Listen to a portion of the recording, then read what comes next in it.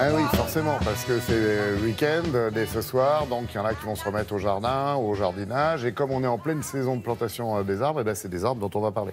Avec une seule question, on a parlé des petits arbres, comment choisir son arbuste, etc.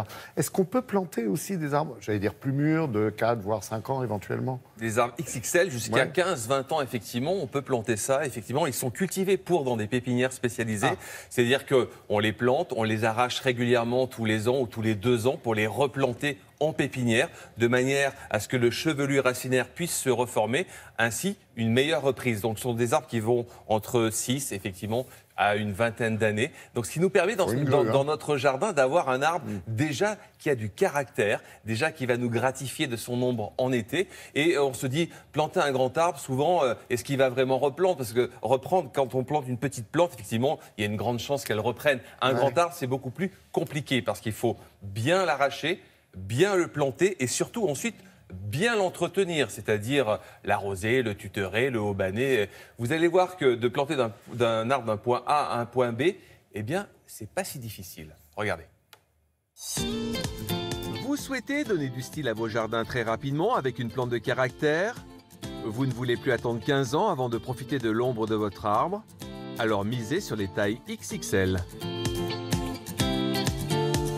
On peut transplanter des arbres de très grande taille, de 15 à 20 mètres de hauteur. La contrainte, c'est le convoi exceptionnel pour arriver jusqu'au point de destination. Alors, quelles sont les astuces de pro pour garantir la reprise après une transplantation d'un arbre de grande taille? Pour la meilleure reprise de ces gros arbres de transplantation, en fait, nous les arrachons tous les 5-6 ans pour justement créer du chevelu en coupant les racines. On recrée un système racinaire qui garantit la reprise. Ainsi, un arbre peut être déplanté et replanté par le professionnel 8 à 10 fois avant de se retrouver dans votre jardin. Ainsi, la reprise atteint souvent les 100%. Nous sommes venus l'arracher avec notre machine d'arrachage qui est venue découper la terre avec une lame en forme de cuillère. Et nous avons fait une motte grillagée paillée qui l'a serrée de telle façon à ce que la motte soit compacte et solide.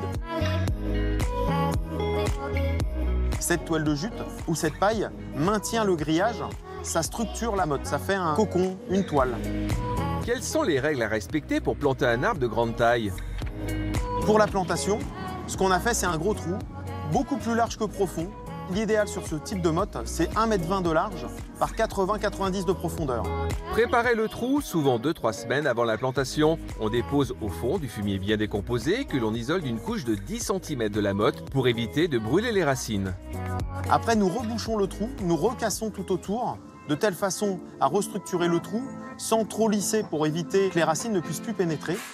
Ne jamais oublier de faire une cuvette pour l'hydratation de l'arbre, surtout au démarrage. La cuvette doit être juste au-dessus du trou pour pouvoir bien humidifier la motte et redynamiser la plante, la réhumecter. Il faut aussi habiller un arbre, qui serait plus un déshabillage. L'habillage de l'arbre est très important. Il faut le tailler avant la plantation. Même un arbre en motte doit être taillé. C'est pour garantir aussi sa reprise et sa forme future. Un arbre racineux aussi doit être taillé au niveau des racines et au niveau des branches. N'oubliez pas le maintien des grands arbres, ça conditionne leur reprise. On a fait un simple tuteur sur le côté. Ce tuteur est face au vent pour que l'arbre résiste mieux aux gros coups de rafale qu'on aura cet hiver. Bon, Philippe, attention, le trou, avant de replanter l'arbre, il faut le préparer quand même, mais pas la veille. Souvent, on le prépare la veille, c'est une erreur. Il faut le préparer 3 semaines, 1 mois, presque 2 mois avant. Pourquoi? Parce que la terre va s'aérer, on va pouvoir faciliter le drainage et l'arbre, les racines qui respirent vont mieux s'implanter. Ça va tuer les parasites aussi, sans doute. Les parasites. Une fois planté, succès garanti?